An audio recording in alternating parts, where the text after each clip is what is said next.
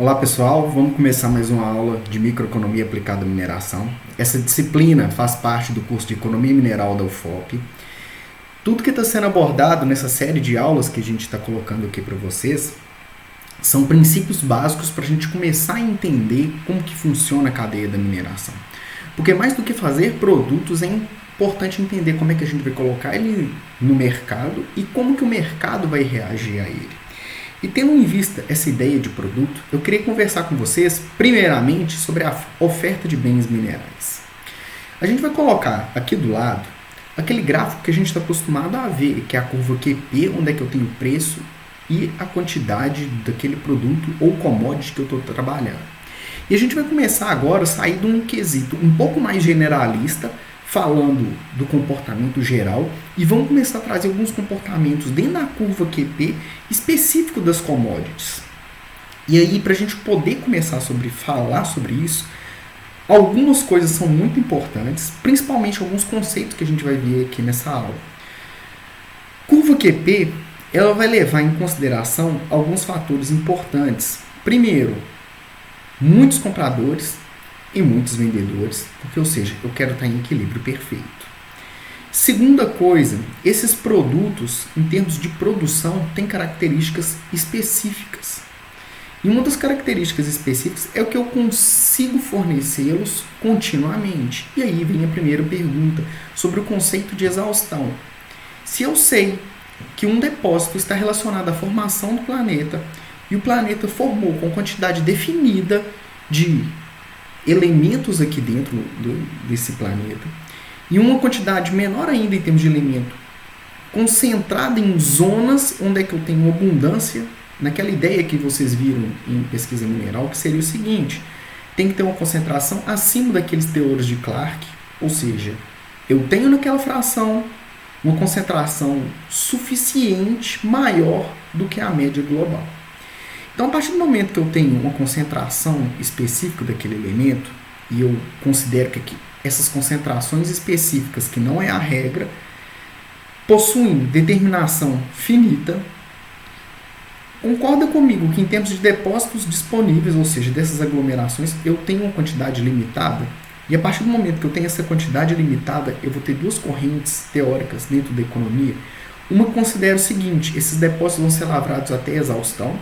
Então, ou seja, a minha curva de oferta, que é representado aqui pela letra S, à medida que essa oferta vai diminuindo, concorda que eu tenho um deslocamento da curva, igual a gente já conversou, e no meu caso, esse deslocamento de curva vai ser direcionado para a direita e infinitamente vai diminuindo a quantidade de produto ofertado e essa curva se deslocando cada vez mais para a direita. Isso é uma teoria, uma corrente filosófica. Uma segunda corrente filosófica aborda uma coisa que não somente esse curso aborda, mas eu não conheço nenhum curso de economia mineral que atualmente aborda, mas no futuro próximo vai ser necessário abordar, que é o seguinte: a partir do momento que esse elemento que é demandado pela sociedade, aqui eu estou falando só de oferta, ele possui um nível de oferta no mercado grande, eu tenho um segundo depósito que não foi feito pela formação do planeta, mas sim foi feito pela ação do homem, que são os produtos que eu já fiz baseados naquele elemento. Então, algumas ligas metálicas, eu tenho depósitos secundários que podemos chamar, que são ferros velhos, conjuntos de sucatos, mas que formam depósito secundário. Hoje você vira para mim e fala: não, o custo é muito alto e muitas vezes eu não tenho nem tecnologia para mim poder vir explorar esse depósito secundário. A partir do momento que eu não tenho, o custo dele é alto e vai começar a faltar um bem primário, um depósito primário, que viria a ser literalmente formado pela questão da formação do planeta, concorda comigo que esse preço desse elemento vai subindo cada vez mais e ele vai subir num ponto que ele vai ser maior que o custo de reciclagem desses elementos. Então, dentro dessa corrente teórica da economia, eu começo a ter o aproveitamento desses metais. A partir do momento que eu tenho aproveitamento desses metais, eu vou estar ofertando aquele equilíbrio de oferta e demanda. Eu aumento a oferta e aí, de novo, o preço vai dar uma caída e eu vou ficar naquele movimento pendular para atingir o equilíbrio da cruz keynesiana. Então, naquele esquema ali, é a segunda corrente filosófica que a gente tem. E para fazer esses movimentos, eu tenho algumas coisas, como descoberta de depósito, igual a gente conversou, vai mexer na oferta e não mexe na demanda. Eu vou ter o deslocamento da curva para a direita. Se eu tiver a descoberta de um novo processo de beneficiamento ou de metalurgia, algo que eu passo a desprezar, que eu não consigo concentrar, eu aumento a recuperação desses meus processos, eu vou ter, de novo, um efeito de jogar mais material no mercado, e aí eu vou aumentar a oferta dele no mercado, eu mexo no preço de equilíbrio também. São os dois principais, tratando de oferta de bem mineral, considerando somente a cadeia mineral em si, o bem do depósito primário sendo lavrado, vão ser os dois principais momentos que eu vou ter para mexer nessa minha curva de oferta. Eu tenho uma característica que é própria da indústria mineral, que é o seguinte, um comentário em cima na curva de oferta, é o que está escrito aqui, que no meu caso, de bens, quanto eu estou mais embaixo na cadeia produtiva, que normalmente são as commodities, eu tenho uma coisa que é o seguinte, se você estiver fabricando, estiver numa indústria que fabrica, por exemplo, microchips, eu consigo comprar elementos que têm características constantes no meu mercado. Então eu vou lá no mercado, busco um bem de característica constante, beneficio ele e vendo. No meu caso da indústria mineral, isso não acontece, característica constante não ocorre. Eu tenho depósitos que cada um tem uma característica em termos de contaminante, riqueza, e isso me gera produtos diferentes. É lógico que eu quero fazer o mais puro possível, é lógico que eu quero fazer com a maior concentração possível, mas de acordo com a minha matéria-prima, muitas vezes não é possível fazer isso. Então é um segundo item que traz os bens minerais de não terem esse comportamento perfeito do mercado. Porque uma das coisas do comportamento perfeito é que a característica dos produtos são uniformes. Algumas commodities sim, se eu estiver falando de trigo, soja, eles têm um comportamento de ter bastante uniformidade. Mas no caso dos bens minerais, não. Então é uma outra característica que dificulta esse equilíbrio entre oferta e demanda. Porque além de estar normalmente a cadeia mineral concentrada em poucos produtores e poucos compradores, o que dá o poder de mexer nessa lei de oferta e demanda desses produtores mais influentes, normalmente as características também não são uniformes. Por exemplo, o minério brasileiro tem uma característica, temos o Top Brasil 65, Top Brasil 67, então sim, são minérios premium que são misturados com o minério de ferro mais pobre da Austrália. Então a China compra o nosso minério rico, o minério pobre da Austrália em maior volume, para misturar e chegar num teor médio entre os dois, para enriquecer o minério australiano muitas vezes. Então, o que torna muito difícil da gente fazer uma construção da curva de oferta e demanda precisa sobre o mercado de minério de ferro, porque são produtos diferentes. Mas, em compensação, quando eu tenho um player global, no caso, as mineradoras de minério de ferro que a gente encontra aqui no Brasil, uma em específico, que consegue entregar um produto de alta qualidade em grande escala, ela consegue fazer uma regulação do preço do próprio minério, sabendo que ele entra numa categoria específica de produto para poder ser misturado com minério australiano, então ele consegue controlar mais ou menos o preço, regulando a oferta e a demanda disso aí. Então, os bens minerais têm essa característica específica. Normalmente, eu tenho um bem mineral primário e eu posso ter uns produtos secundários provenientes da lavra e do beneficiamento daquele depósito. Eu classifico basicamente em dois tipos de produtos secundários. Um é chamado de subproduto e o outro chamado de coproduto. O subproduto, de acordo com o que está escrito aqui do lado, o preço dele não influencia, o preço desse produto secundário, não influencia a escala de produção do produto principal. Vamos considerar que em minério de ferro, onde é que eu tenho uma grande quantidade de minério de ferro e uma grande quantidade normalmente de sílica nesse depósito. Se por um acaso essa sílica se transforma num produto que é vendável, eu não estou falando que é, mas eu estou dando um exemplo, se para vender essa sílica eu não precisar de fazer mais nada, é só pegar aquilo ali e vender, ele entra na categoria de subproduto. Porque ele não tem custo a mais de produção. A partir do momento que ele não tem custo a mais de produção, eu não preciso de olhar o tanto que ele me gera de custo para mim fazer um equilíbrio entre oferta e demanda desse secundário para achar a taxa de produção dele. É o que eu consegui produzir, eu posso pegar e entregar. Tem um outro tipo de produto que eu marquei ali como coproduto, que a escala de produção desse produto influencia a produção do produto primário. A partir disso aqui, tá vendo? S, oferta do produto secundário. Eu tenho curva de demandas desses dois produtos. Eu vou fazer a interseção desses produtos e ofertas para achar a escala de produção desse secundário. Por quê? Ele tem um custo. A partir do momento que ele tem custo, eu quero fazer um equilíbrio para saber quanto que eu tenho que produzir.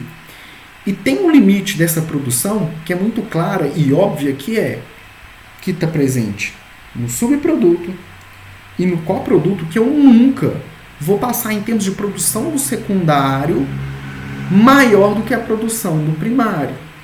Então eu não consigo produzir em termos de quantidade, já que ele é o secundário, tanto em volume quanto em valor financeiro, esses dois itens principais. A escala dele sempre vai estar limitado nesses dois tipos de produtos que eu tenho ali dentro. Ainda tem um outro tipo de coisa, que caso o meu subproduto ou coproduto tenha um aumento de demanda, eu tenho um aumento muitas vezes representado também na minha curva de oferta e demanda. Então, se tiver aumento da demanda do secundário, ou do coproduto, ou do subproduto, eu vou ter sim um deslocamento da minha curva de oferta e demanda dele, como do principal. Os dois podem acontecer esse tipo de evento. Então, o deslocamento vai acontecer da mesma forma. E lembra que eu cheguei a conversar com vocês? Olha, eu tenho a questão do meu produto principal, mas eu posso obter ele de segunda fonte, de acordo com a teoria econômica que eu estiver trabalhando. E eu estou marcando nesse slide isso aqui, que é chamado de produção secundária. Se a gente conversar sobre metais, eu tenho dois tipos principais. Um que eu posso falar, que é a sucata velha, que são os metais contidos em produtos que a gente já transformou, ou seja, foi realmente um automóvel, em qualquer tipo de liga, onde é que eu consigo pegar aquilo ali que já não tem mais utilidade e transformar num produto. E uma coisa interessante é que alguns tipos de commodity já estão bem adiantados nesse produto. Então, eu consigo falar que 20% da oferta de cobre já vem de produtos que são, na verdade, reaproveitamento. Tem um outro tipo de sucata, que é o chamado de sucata industrial, que são resultantes do processo de fabricação. Então, por exemplo, eu estou num processo de fabricação industrial de alguma coisa, onde é que eu tenho aparas que não foram aproveitados na fabricação do produto principal, isso pode voltar para a cadeia para ser retransformado numa liga que eu possa aproveitar. Eu tenho algumas vantagens em fazer esses processos? Sim, menor custo de capital, porque a maioria da estrutura que vai ser realizada para fazer o reaproveitamento daquilo é a mesma estrutura que eu ia utilizar para fazer o primeiro produto. Eu não preciso de abrir nenhuma nova mina, eu não preciso de fazer nenhum tipo de nova pesquisa, é só pegar aquele produto e reutilizar. Eu tenho um menor custo de poluição de energia, sim, porque eu já tive algum tipo de transformação naquele elemento, que provavelmente eu não preciso de repor toda a cadeia. Aí você pode falar assim, não, mas alguns metais, para mim reciclar ele, eu vou gastar uma quantidade de energia maior do que para aproveitar ele de novo da natureza. Sim, mas em média eu tenho essa economia de energia. Economia de escala também, eu não preciso fazer aquela movimentação gigantesca de terra, eu movimento um material menor para mim produzir aquela unidade. Eu vou ter maior participação do custo de mão de obra e vou ter maior participação percentual dos custos variáveis, porque eu não vou ter um custo de capital tão intensivo dentro desse processo de fabricação. Só que nesses dois tipos, tanto de sucata velha quanto sucata industrial, eu vou ter algum tipo de restrição aqui dentro? Sim. Eu queria que a gente olhasse para esses dois gráficos. O primeiro gráfico aqui está refletindo a sucata industrial, que é aquele metal que tipo assim, sobrou em função de aparo e tudo mais. Concorda comigo que à medida que a demanda, que eu for aumentando o consumo que eu tenho daquele material, eu tenho que ter uma tendência de aumento de preço, mas até um limite muito bem específico, que é a quantidade produzida pela indústria. Então aquela ali é a minha barreira, eu nunca vou passar aquela barreira.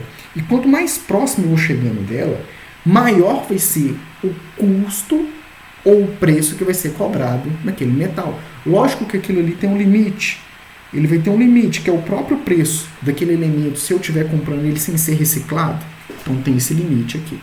Então, sucata industrial, acontece isso. Eu tenho outro problema outro tipo, que seria a sucata velha, que é aquele material que chegou no fim de vida útil, eu vou ter que reaproveitar ele. Concorda comigo que eu vou sempre começar pelos materiais que são mais fáceis, mais baratos e que tem maior concentração do elemento que eu quero e menor quantidade de contaminantes? Então, quando eu estiver aqui no iniciozinho dessa minha curva de quantidade, eu vou buscar por esses materiais, e à medida que eu for afastando, for aumentando a quantidade, eu vou ter que passar a aceitar mais desaforo, ou seja, materiais de menor qualidade. Então, à medida que eu vou deslocando nessa curva, também da mesma forma que à medida que eu aumento a quantidade demandada, o meu preço tende a aumentar, mas eu vou aceitando materiais cada vez mais pobres, tem diminuição de qualidade, tem um aumento de custo na coleta e aumento do custo de processamento, ambos pelos mesmos motivos. Então eu vou tendo maior dificuldade à medida que eu vou catando sucata velha e eu vou tendo um limite econômico à medida que eu vou trabalhando com sucata industrial. Então aquilo ali me mostra que eu tenho empreendimentos diferentes, que vão ter características diferentes, eu vou ter que aceitar empreendimentos cada vez mais, como que eu vou dizer, mais pobres e menos ricos em termos do elemento que eu estou tentando reaproveitar. Então, considerando que eu tenho empreendimentos diferentes, eu tenho que estudar os diferentes empreendimentos aqui. Eu coloquei, nessa curva QP que está aqui do lado, um preço nominal e de equilíbrio de uma commodity. Coloquei aqui 3 tipos de operações, onde é que eu chamei a de azul de 1, amarelo de 2 e a laranja de operação 3. A gente vai entrar aqui com o conceito de renda econômica, que é a distância entre o meu empreendimento de melhor qualidade para o de pior qualidade. Então o que acontece aqui é o seguinte, vamos olhar somente para a curva azul, onde é que eu tenho aquele equilíbrio de dinheiro. Concorda comigo que nessa mina azul aqui, eu consigo determinar qual é a minha quantidade produzida por essa mina. A partir do momento que eu tenho a curva de custo marginal e tenho a minha receita, então eu tenho essa quantidade aqui produzida. Mas isso dessa vez nem é o mais importante. O mais importante é, eu consigo ver que nesse empreendimento aí, o meu custo, tanto o custo operacional médio, que é o COM da mina 1, quanto o custo marginal deles, estão numa situação que não é boa. Porque o meu custo marginal, meu custo operacional médio, está igualzinho à minha receita. Então é uma mina que eu estou trabalhando no 0 a 0. Se eu for analisar a outra, a amarela, considerando o mesmo preço que o meu mercado está ali de equilíbrio, marcando pela mesma curva, mas que dessa vez eu consigo marcar o meu custo operacional médio e eu marco a distância entre esse meu custo operacional médio e o meu preço, eu tenho uma diferença. Então, ou seja, o meu preço está aqui em cima e o meu custo está aqui embaixo. Isso me dá a minha renda econômica da mina 2 em relação à mina 1. Quanto menor o custo operacional médio dessa mina, maior a renda econômica em relação à minha mina, onde é que eu fico no 0 a 0. E à medida que eu vou avançando para a direita, olhando para o laranja, uma mina de menor custo médio ainda, eu vou ter uma renda econômica disso aqui maior no caso 3 do que no caso 2. Então vai ser a diferença minha renda econômica em relação ao meu empreendimento, que na verdade eu estou ficando no 0 a 0 naquele ali, e eu tenho uma ideia de quanto que eu estou ganhando a mais. Então eu consigo comparar minas que me dão maior renda do que outras que me dão menor renda.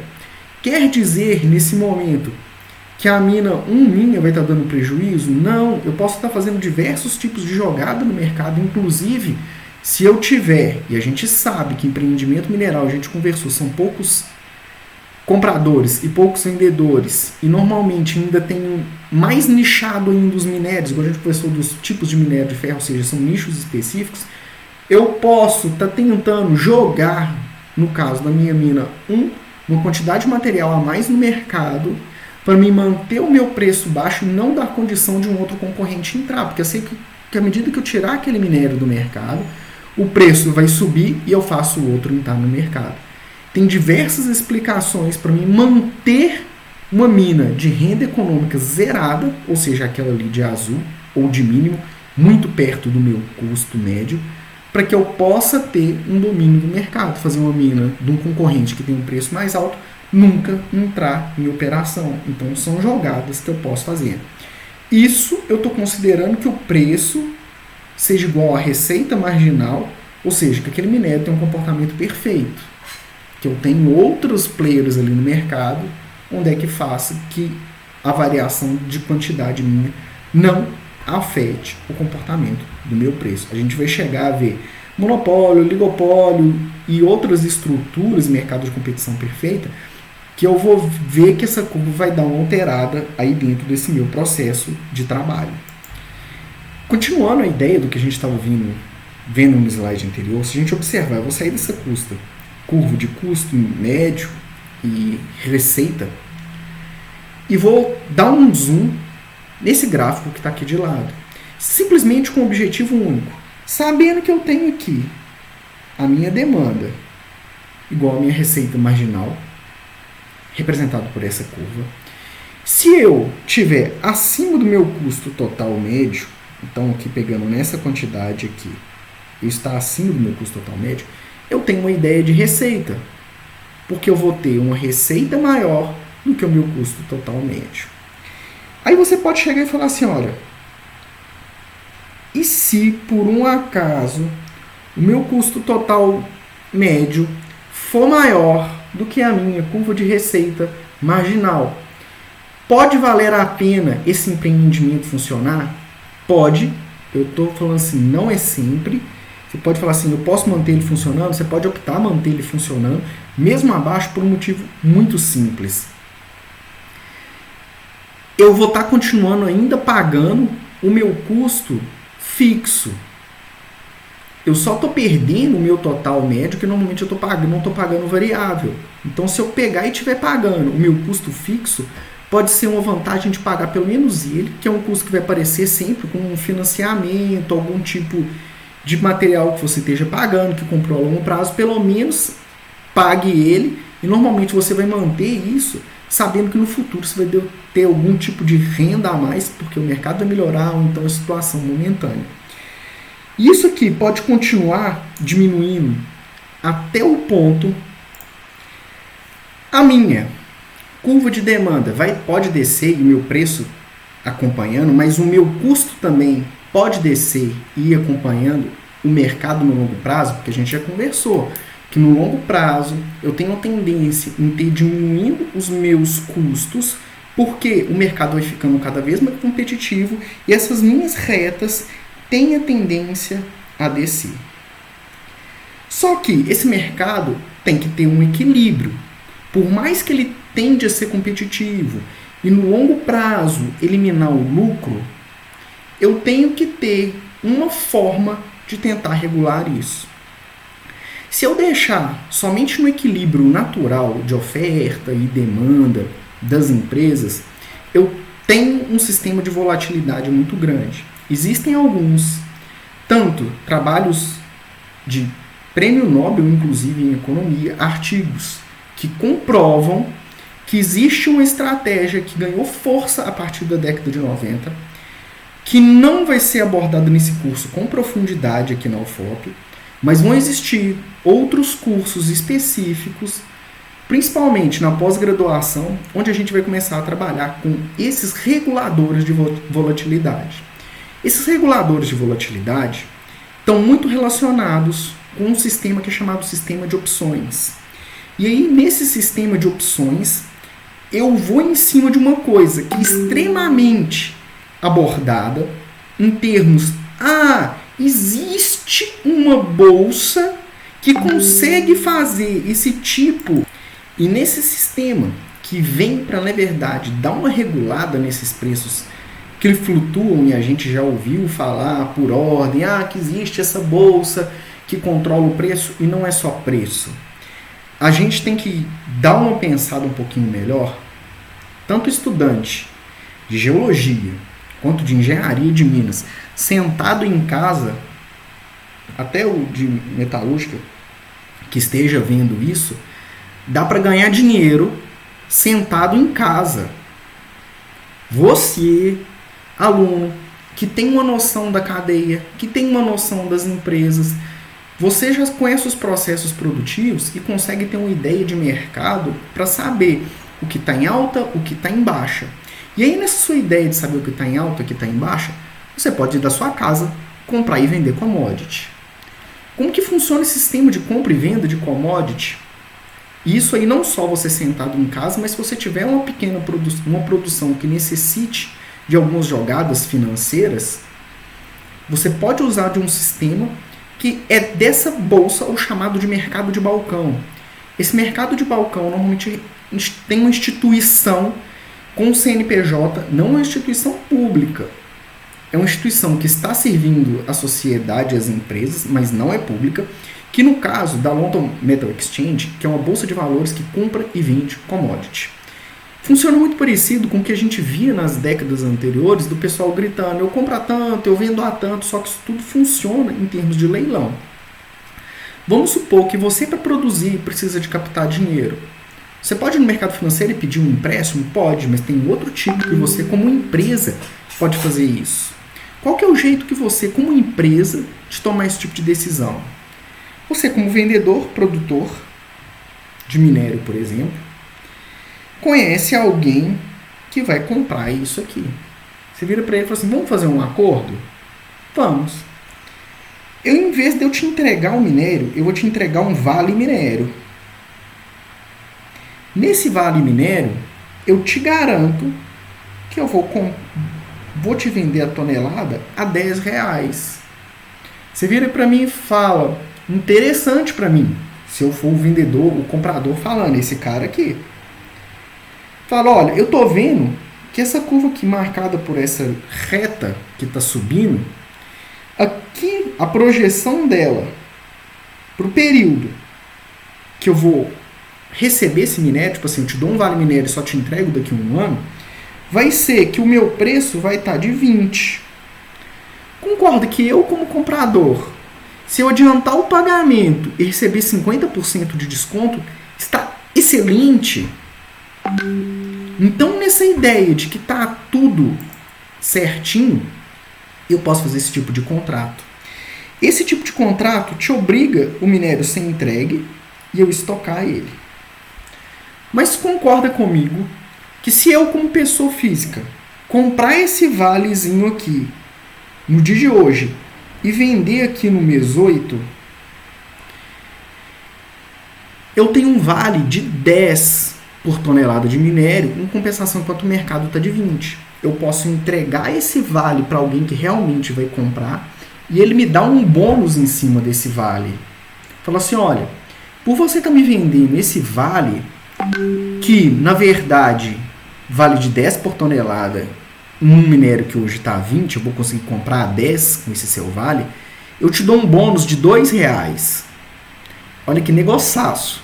Você não saiu de casa, você só fez um intercâmbio desses papéis e conseguiu ganhar esse valor financeiro que é benéfico para os 3 pontas da cadeia. O produtor garantiu que ele ia receber adiantado e conseguiu produzir o que ele precisava de produzir. Então, ele vendeu só uma parte daquilo ali na venda de longo prazo. O resto ele vai continuar vendendo no curto, aos 20.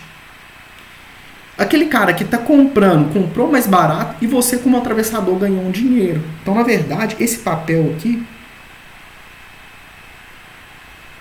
ganha o nome de opção. Então, na verdade, você compra uma opção daquela commodity. Existe opção de 50 mil coisas. E a ideia de funcionamento é basicamente essa. Vai ter um curso aqui na UFOP que a gente vai trabalhar sobre opções de compra e venda de commodities. E dá para fazer um dinheiro sentado em casa comprando e vendendo isso. E lembrando, a gente não tem como estocar esse minério. Você tem que comprar e vender nesse intervalo, mesmo que você tome prejuízo. E é factível de se tomar prejuízo nesse intervalo.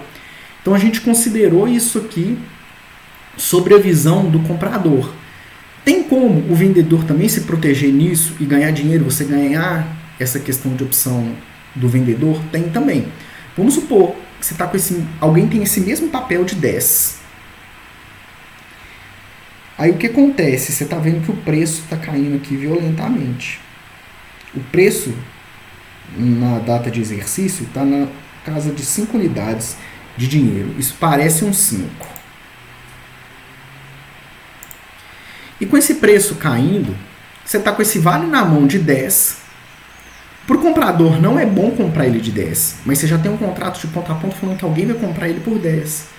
E você pode passar ele para um vendedor, que na verdade teria que vender ele a 5 e passa a vender a 10 maior do que o preço do mercado.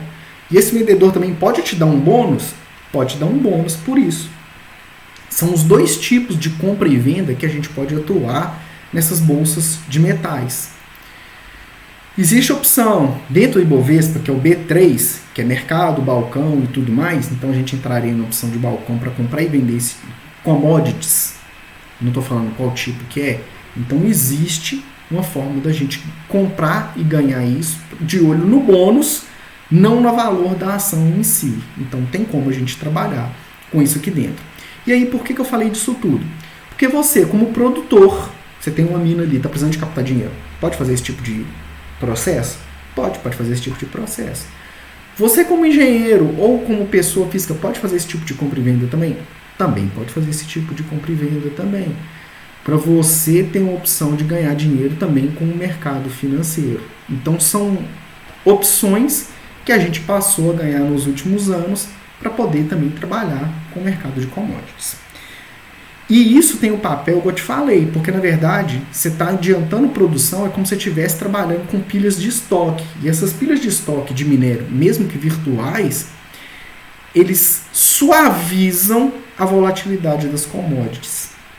Existem teses de doutorado, prêmios que comprovam o que eu estou falando. Então, dá uma suavização e tem importância no mercado em termos de diminuir essa volatilidade, sim, a compra e venda de opções ali dentro.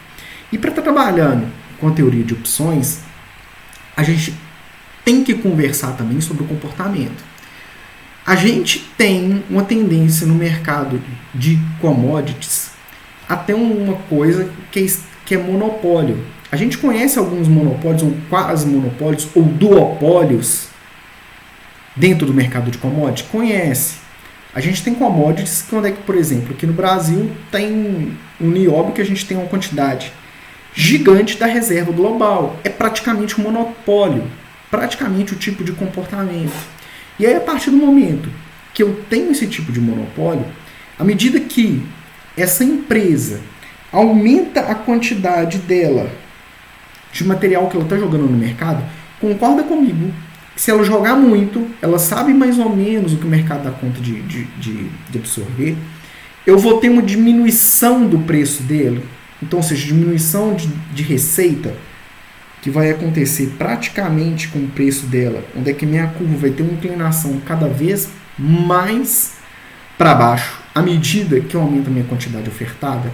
Então, para mim saber o quanto é o meu ideal de produção, e eu sou um monopolista, eu posso estar trabalhando com minha curva de custo marginal e com minha curva de receita marginal. Ou seja, o meu empreendimento torna-se um umbigo das coisas para mim controlar a minha oferta e demanda de mercado. E aí, tendo em mãos a minha curva de custo marginal, a minha de receita marginal, tendo que custo menos receita no ponto de equilíbrio, e é lógico que eu vou estar produzindo aqui nesse ponto de equilíbrio, onde é que vai ser o custo marginal com a minha receita marginal, eu posso tomar isso com definição. Tendo isso aqui, quantidade fixa eu rebatendo o meu custo marginal, ou seja, eu sei quanto que é o meu custo médio aqui, e o meu preço aqui, eu tenho a minha ideia de lucro total com receita menos custo. Então, receita menos custo, eu tenho minha ideia de custo total. Não há necessidade de curva de oferta, já que eu sou o único. Eu posso substituir minha curva de oferta pela minha receita marginal. E aí sim, a partir do momento que eu igualei o custo marginal com a receita marginal, achei o ponto de equilíbrio, eu sei a quantidade que eu vou estar trabalhando, eu sei a ideia do meu preço, porque eu vou projetar ele aqui. Então, ou seja, eu sei o quanto que eu tenho de receita, eu sei quanto que eu tenho de custo, eu tiro um do outro, eu consigo ter o meu lucro total estimado e consigo também ter a quantidade que eu vou ofertar no mercado ali muito bem definida. Entretanto, não é a única forma de trabalho no monopólio. A gente pode ter também processos que sejam oligopolistas.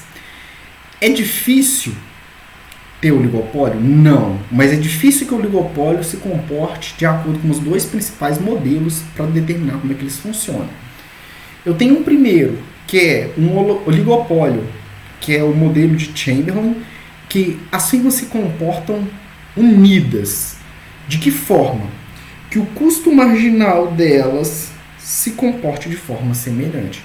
É difícil, principalmente na mineração, onde é que eu tenho custos operacionais devido à diferença dos depósitos.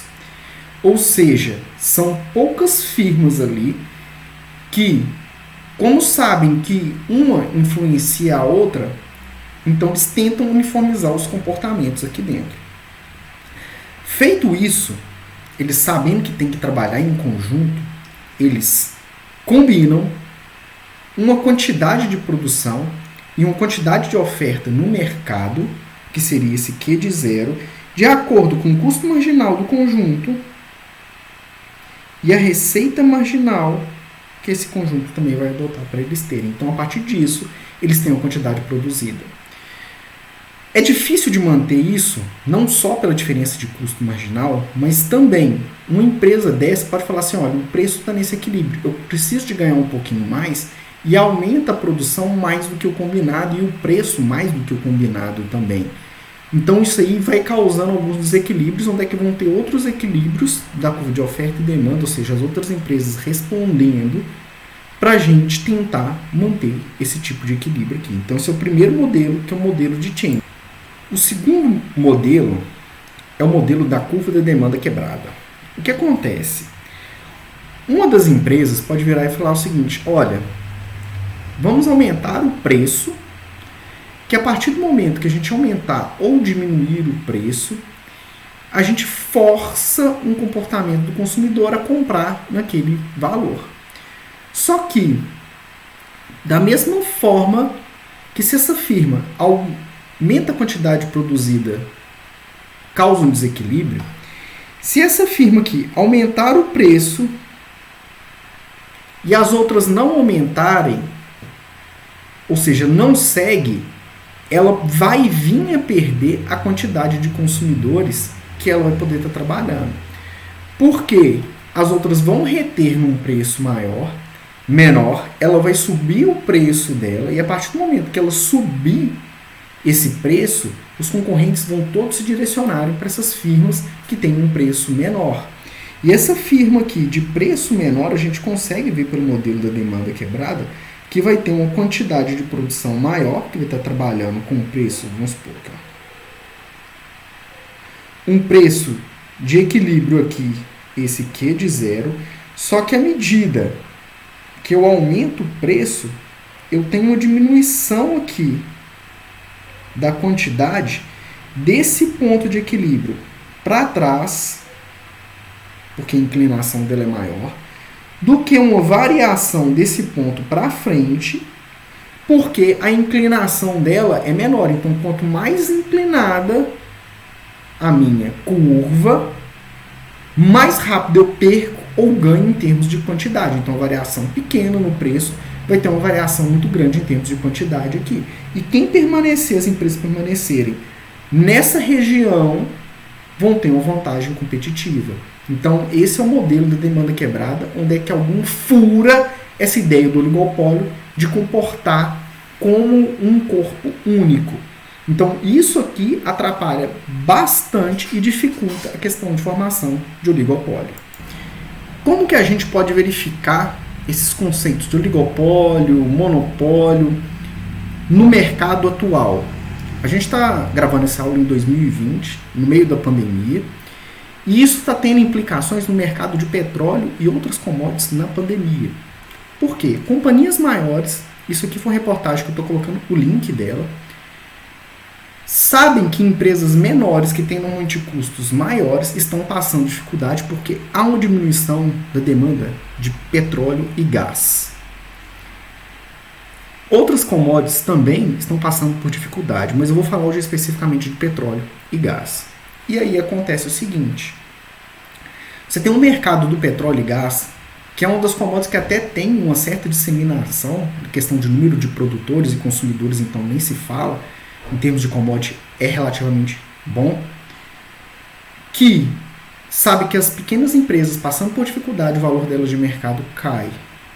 Caindo o valor de mercado delas, essas empresas maiores estão aproveitando para adquirir essas empresas menores para ter um monopólio maior sobre a produção, para conseguir fazer a regulamentação do preço. Aqueles esquemas que a gente acabou de ver, de modelo de tentar ela ter o domínio sobre curva de custo marginal e tudo mais, porque ela não teria se não fosse monopólio ou duopólio ou uma quantidade pequena de empresas naquele mercado, que ela estaria refém da oferta e da demanda, e ela passa a deixar de ser refém de oferta e demanda, que fica custo marginal e receita marginal para ela estabelecer a quantidade produzida, para escolher o preço, escolher o lucro máximo, que a gente lembra que está por aquela curva de pico que a gente conversou aulas atrás.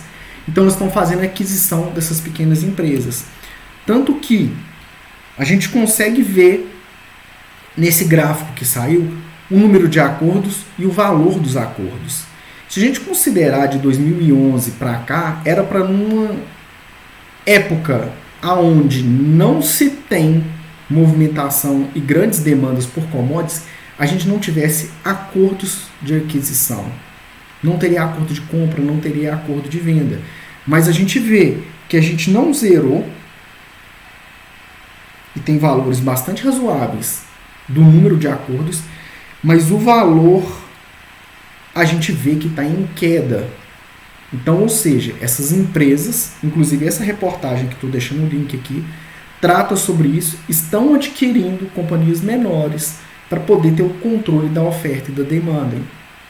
Então, o que a gente conversou hoje tem impacto no mercado direto, porque essas empresas querem fazer regulamentação para poder usar curva de receita marginal e oferta marginal para escolher o preço, para maximizar o próprio lucro. Ok? Então, isso é uma prática comum de mercado que acontece de uma empresa adquirir outras para tentar estabelecer um monopólio ou oligopólio. Então, espero que essa aula tenha dado um entendimento maior sobre o comportamento de mercado dessas commodities e que vocês consigam ter uma ideia melhor de compra e venda, que seria aquela ideia das opções lá de trás, para ver que tem uma salvação de compra no futuro, venda no futuro e você fazer essa operação no meio do caminho também. Então, muito obrigado e até a próxima aula.